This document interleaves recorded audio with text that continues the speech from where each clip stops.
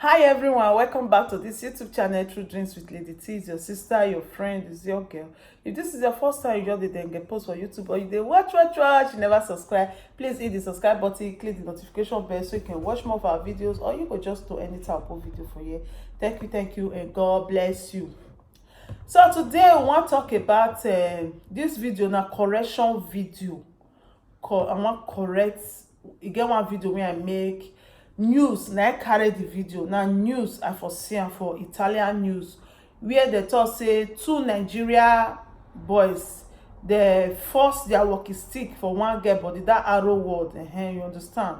Say that arrow word they force her inside. I want make YouTube monetize this video, so that make me go know what I want to talk. You understand? So they come force their walking stick inside this girl ample.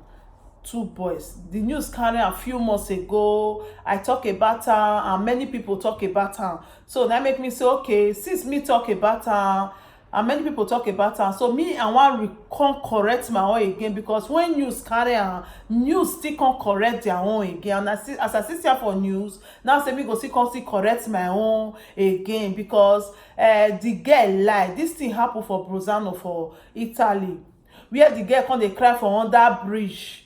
Now they come ask the girl, say, wetin dey beat you? He say two black boys, Nigeria boys. Na so they force their walking stick for her body. He say so they don run.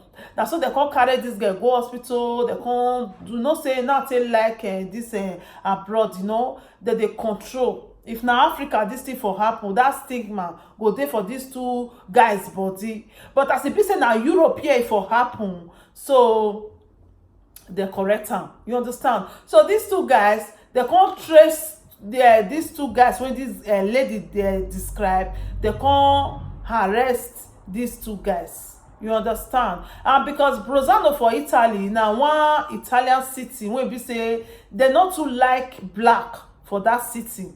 If you go that city as black men, you reach for other city for there before you go even see black. It they hard. Now when we say many Libya people they come they park people, some black people go there. Any black person you see for there, you know say na immigrants. Now all this I just say I carry they go there because they know they give house to black like that. Very few black. Now they don't like black for that country. So when this girl cry come and say they force her, so the people for the area, being as say they don't feel like immigrant, they come they vex. They even riot. And they find the video self. I don't see the video. They riot. They come say they don't want black. They don't want extraordinary immigrants. For that they are Brozano again. Make they come out. They take a day. They riot and all that. And they find the video. I don't see them. They come riot. You know. Say they don't want extraordinary. They don't want black again for that country. Say, see why they don't want black. See what they do to their one of their daughter, you know, at that time. So after they don't investigate the matter, they can't discover, say, nothing like that happen. This girl, she lie. But right now, they don't arrest the girl. They arrest her. They don't put her for inside this thing now because she lie. Why will she lie? And she won't lie now because say Nigeria don't stay everywhere, anywhere Nigeria, any bad thing Nigeria. Now that Nigeria now, that she constantly lie, and everybody believe because they feel say now Nigeria they do this, now Nigeria they do that. I hope you guys understand me. So as they come arrest this girl now, the same Brozano people, they come see do riots. They come say make them leave immigrant people, and they can't do riot against this girl, this particular girl. Say why this girl go do like that she's a liar. I really like what they do, because as they first do riot to pursue immigrants, they can't see do riot against this girl. Say why this girl go lie again. You see, and that's why me still come see do my video again now. Say that time me talk say see wetin Nigeria people do, why they do such thing. Now make me still come back and correct this my video again. Say Nigeria boys, they not do this thing. They not do one. The girl lie, and the same news come still carry her again. Say the girl lie for that kind thing. Say Nigeria people do.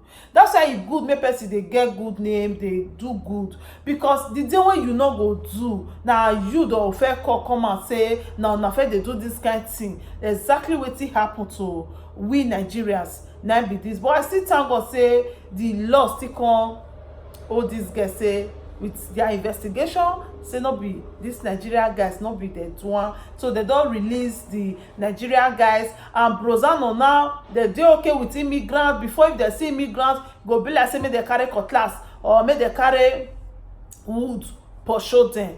But right now they dey okay with immigrants because they know say they no do anything. Now even their own daughter they come dey vex for. So I just thank God for that one. I really thank God. Then I want to use opportunity to tell our ladies when they live for this Italy when we dey, so because we all know say na Italy we dey now. You know say this law when you just enter, so this Salvini law when enter now, e say make they handle women like flower.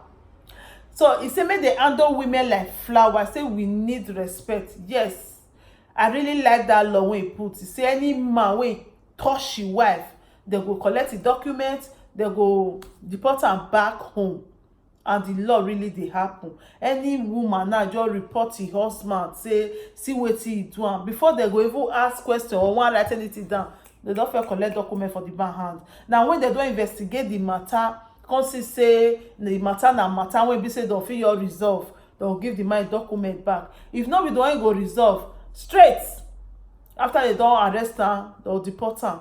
So I wan use this opportunity to beg the men wey be say they sabi touch their wife to be patient. Even if say your wife push you, e push you to the extent say you wan touch am, remember the law, no ever try am. Because if you try am, even though say you don work for 20 years for this country or you get passport for this country, now the same thing then go happen to you. So not just touch your wife. If you know say the woman dey provoke you and you no fit and you wan raise am, you know what to do. You understand? And I wan say this opportunity to talk to women. So women, their mouth even though say man wey no wan beat, wey no sabi beat, the man no go know when he go take raise his hand, because some women mouth e no good. Before you know wetin dey happen, they don hit the woman, because the kind bad word wey be say e dey come out for the woman mouth. At least I know say this law don dey now. I know say many women may not take advantage of this law, come say because say this law don dey now, una come dey do anyhow. Because some women, e get one now, e just slap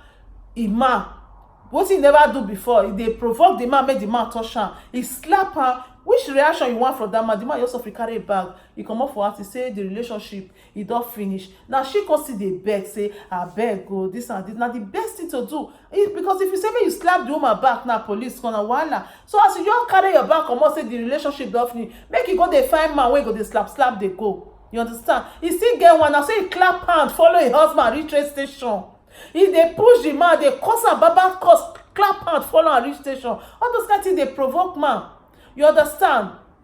Abemo not do one like that. This Italian country na country wey be say all of us like to stay. Even Italian women, they're ready to stay husband house. But this law when they come put now, wey be say the law come strong, kokoroko kakaraka. So I beg our women, I dey beg una, make una no dey provoke una husband, make una no take advantage on this law, say because say this law don dey, now come dey pass una boundary. And men wey be say they sabi that your hand, you better use sellotape take tie am now, because e go land you for where you no expect. All these years suffer wey you don suffer for go just go down the drain because say you raise your hand. So no just try am say you wan raise hand on your woman. And women too, abeg, una no provoke una man to that anger like that. If anger come, no where quarrel no dey, no where person no dey quarrel. If una see say e don dey resolve that kind strong anger, one person go comot for house for a moment. Maybe after everything don cool, una come back, una suffer talk am. Because this law, so I no fit lie to una. Me, I like the law well. I like am because the beating wey some women dey receive for men hand, no go there. If you just say pakankun, then sabi they pass my Tyson. I like the law well, but I beg our women, make we not take this law for granted. I just get to talk, my people, because of that my correction video. I say make I correct am, make our people understand say our boys not do that thing o. News carry am say e do am, the same news still carry am say e not do am.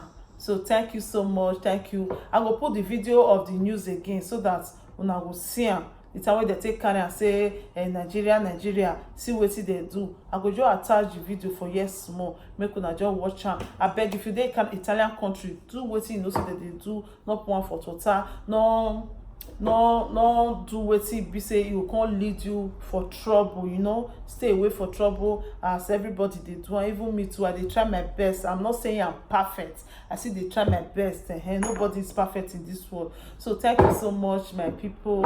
I just want to tell una thank you for watching. God bless you. If you never subscribe and hit the notification bell so you go watch more of our video. Thank you. God bless you. Bye.